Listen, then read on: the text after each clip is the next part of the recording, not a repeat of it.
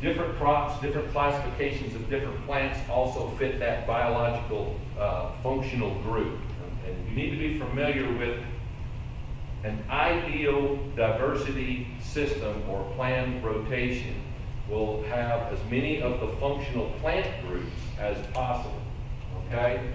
So if we look at morphology, there's broadleaves, there's grasses, there's cool season, there's warm season plants. Okay, so as we're trying to strategically plan the system, we can look at warm season classification. We would like to have, here's warm season grasses, corn, millet, sudan. We've already got corn in the rotation. So that's meeting a lot of that functional group design. But we could have sorghum, sudex, there's all these other things that we can add. Warm season broadleaves, we've got alfalfa. Guess what? We've already got soybeans as a warm season broadleaf. I'll throw a fifth one in there that if we can get broadleaf legumes and broadleaf non-legumes, they probably are going to almost add a fifth functional group. Okay, so we've got warm season grasses, warm season broadleaves, cool season grasses, these look familiar, and cool season broadleaves, okay? These look familiar. We had some of those, okay? Canola is rapeseed, it's the same thing, okay? So in a perfect world of planning a perfect system as a goal of ours, we would like to at least get, within our crop rotation, we'd like to get these 4 functional groups out there. They're just going to respond and they're going to attract a broader functional biology underneath them, okay?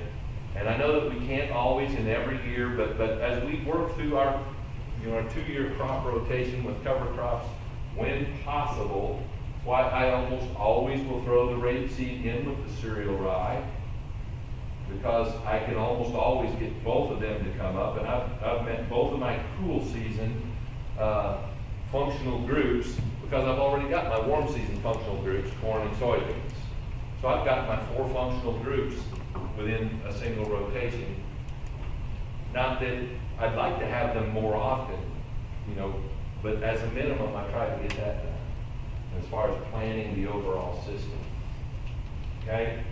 And the reason that someone come up with this, Jay Fuhrer was the first one I ever heard him talk about this. I don't know, Doug, if you heard somebody, but there's Elaine Ingham, and there's a whole bunch of authors and scientists that have been looking at ecology type things, and they're trying to mimic the native prairie. Because it set forth such a perfect example for us. It's hard not to keep looking back at that and saying, really good stuff happened when that was all there, and we can see the result of it when we're in that soil pit out there. Okay? The influence of functional diversity, we've got, there's work that a lot of folks have done. This is not just made up. As we add species of diversity, the different functional groups, as we add functional groups, we immediately increase biomass. Okay? Plant biomass goes up. Plants like growing together. They're far more collaborative than they are competitive when it comes to biomass. It's not necessarily true as far as grain production goes. I'm not saying that we need to be growing all of our crops out in a big giant field with all together. From a grain standpoint, that may not be true, but from sheer biomass, if it's biomass is our goal, we find that in our grazing systems and prairie systems and everything, that biomass is very important. Okay? So as we build functional diversity, the same thing happens. The different functional groups. Okay? So how to keep a living root? There's a lot of strategies. Here's one that I use a lot. I've found some shorter season soybeans that, boy, when you say that to a lot of people, I say, oh my God, the yield hit is unbelievable. Keep in mind that longer seasons get the benefit in a conventionally farming system where most of the research is done because they you plant them earlier, they get to take advantage of early rains, but then they get a chance to take advantage of late water, late moisture. It's all water related. In this system, we're managing water a different way. So you will take less of a penalty for a shorter season bean under this system where you planted into that cereal rye than you will if it was just short season bean planted into bare soil. Follow me how it's not as much of a penalty. Planting date is not as much a penalty. You can gain a lot of extra biomass by just giving that field 2 more weeks in the spring before you plant the corn and let that crimson clover come up and grow a little bit more, let that cover crop grow just a little bit more. And the penalty, the yield penalty, isn't usually as great because the penalty always is related to water and heat. We've cooled the soil temperature, we've provided more water. So the penalty isn't as great for planting a little bit later when in the early stages of building this system, growing biomass is really a lot. 2 weeks in spring of the year. That rye cover crop out there in 2 weeks is going to put down a lot more roots of biomass. Okay? It's going to make really trying to grow this organic matter early in the system. That is really important. And so there are some things that we know about strategies that can help us. Interseeding is one that was on there, and we'll talk. Some of these next level innovations are not for the faint of heart. Okay, so we're just seeing if anybody's awake. So everybody likes a scared cat picture, don't they? You're either a cat person or you're not. So you are. You haven't seen my full presentation, have you? We won't go there. Mixture of some of these things are not for the first time, or they're not for the faint of heart, and they're not.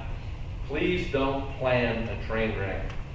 Part of what our job as planners is to kind of do an evaluation of this person's management abilities and management. Where are they in their management evolution as far as toward this soil health system? Okay?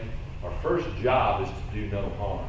So don't cause a train wreck. Don't over what Brett was talking about. Don't jump out there and throw a whole bunch of CSP cover crop things at them because it looks like a lot of money when really their management's not ready for this.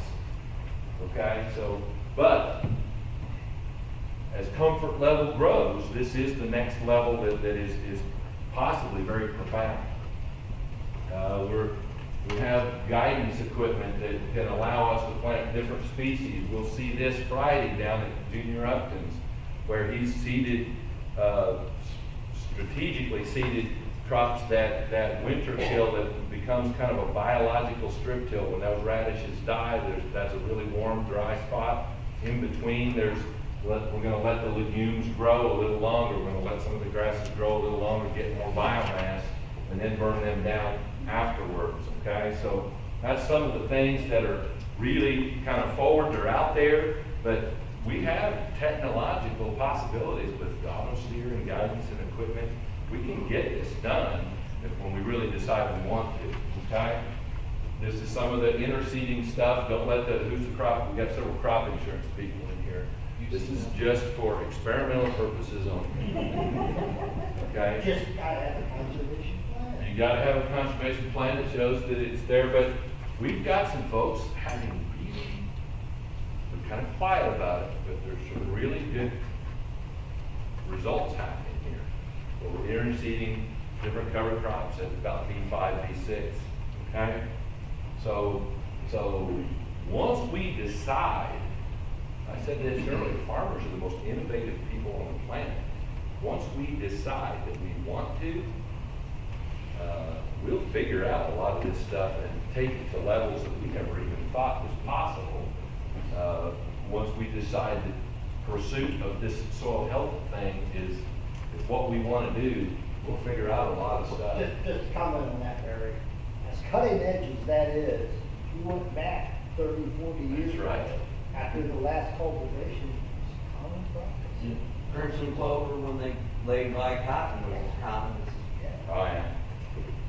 I don't know where that went. You know, Receipts down there. We did a lot of that stuff because we had to. You know, we did stuff then because we had to. Innovation breeds, necessity breeds innovation, I think is the term, is the way that's said.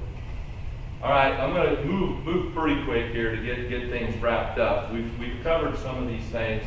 We know what the living roots do, and understanding what that's doing for us is very important.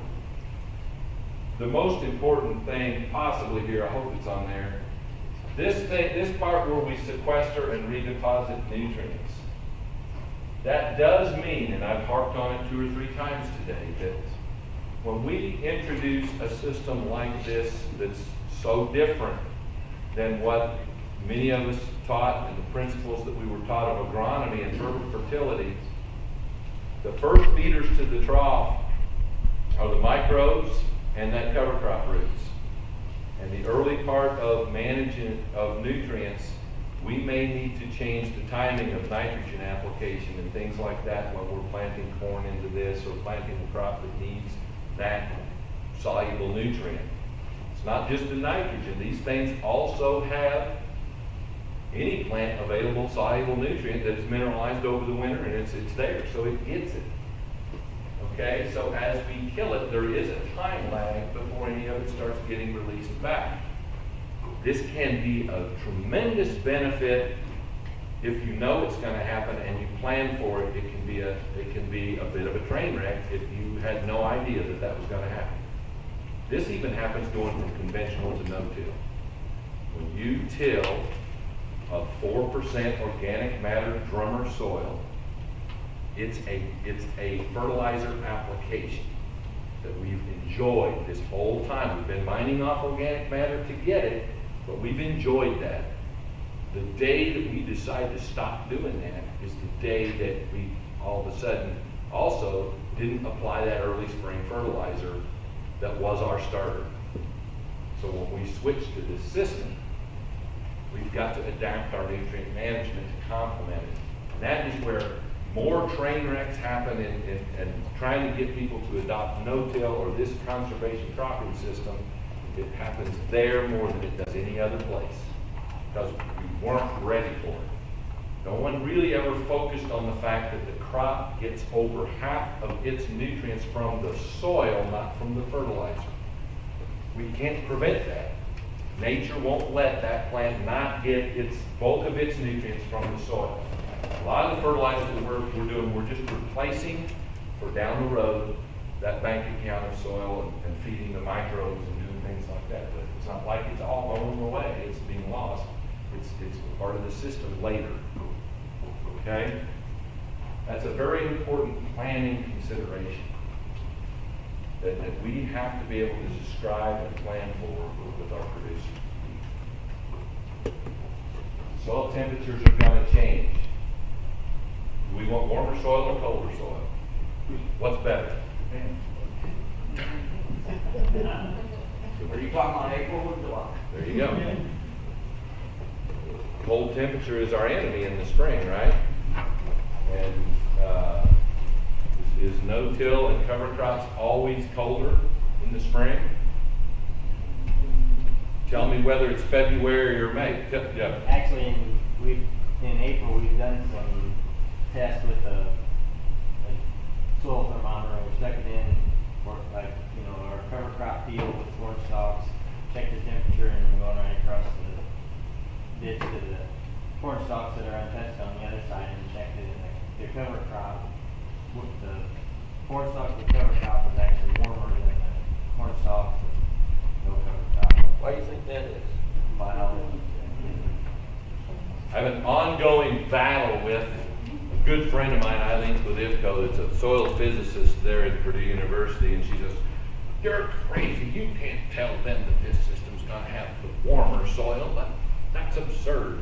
And she's right, probably at 4 in the afternoon on May 1 when, a graduate student would go out to take those temperatures. Okay, but at 8 o'clock in the morning, when you're getting ready to fire up the planter and getting ready to drop seed in the ground, and it's been a cold night, I'm gonna suggest that the heavier cover is probably gonna be warmer at that time of day. It's all about even time of day will change. So temperature is a real debate. The most important part of all of this is, one, don't be nearly as afraid of those colder temperatures in the spring as a lot of people think they have to be, especially in dark soil country. That temperature in the summer is very critical. Okay, we're trying to get life going. We're trying to build aggregate stability in the surface. And we know, we've talked about it, that the only way we're going to build aggregate stability in the surface is how? Biologically, with something alive. And when we start reaching the temperatures that we get in the summer, I'm just telling you, it's going to be awfully hard if that soil is unprotected and bare and exposed to the sunlight and hitting temperatures like 113, 114. Okay? Really, really critical that the benefit is there for that. So key points to in a planting system is tillage with cover crops is better than nothing, but you won't get the benefits if you can leave those cover crops undisturbed and leave it alone. We saw that, leaving that drillosphere, leaving all those rhizosphere in place. Tillage burns up organic matter, speeds up mineralization. Cover crops make no-till more successful with many more crops, and especially even with vegetable crops and things like that. Okay? There's the planting principles again, just so that you have them put to memory. And here's your last look of the day at your 4 principles that you have now chalked up to your memory card, your permanent hard drive that's in that brain.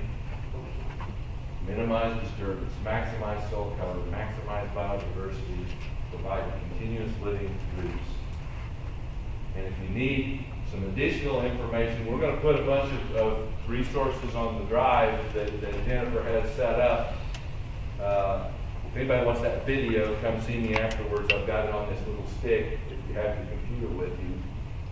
But if you just Google NRCS soil health, this is my little promo. I get to have a little promo.